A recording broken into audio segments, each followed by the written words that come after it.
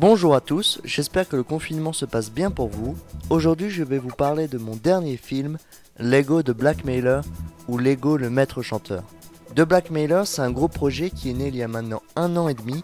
C'était pour moi un réel défi en matière de gestion du temps. C'est d'ailleurs un brick film sur lequel j'ai pris plus d'1 mois et demi rien que pour la création du scénario, car je voulais absolument faire un long métrage en animation stop motion. The Blackmailer, c'est quoi? C'est un thriller d'action politique. C'est assez rare de voir ce type de contenu animé avec des figurines Lego, et je pense que cela va permettre de pouvoir vraiment donner une identité à la chaîne Brickfilm Productions. De plus, c'est un film qui met en scène une mini-figurine Lego que j'affectionne particulièrement.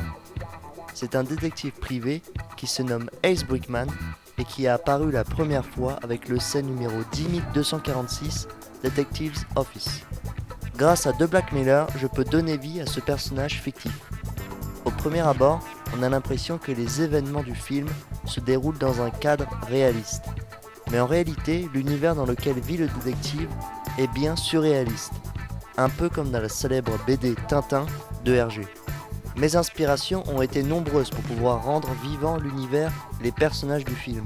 Il y a d'abord tous les films et romans de détectives privés et d'espionnage bien connus, mais aussi le blockbuster d'action des années 90, Speed, avec Keanu Reeves, dont je me suis largement inspiré pour la création du grand méchant de l'histoire, ainsi que pour certaines scènes d'action de The Blackmailer. Pour terminer cette vidéo, je vais vous donner quelques chiffres inédits.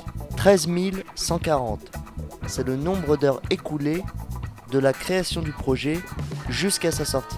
Évidemment, ce n'est pas le nombre d'heures sur lequel j'ai travaillé sur le projet, mais vous pouvez quand même en compter une petite centaine. 11 270, c'est le nombre de photos prises pour animer le film.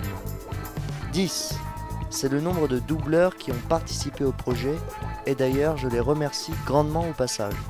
1, c'est le nombre de thrillers politiques qui existent en Lego, et c'est bien sûr The Blackmailer.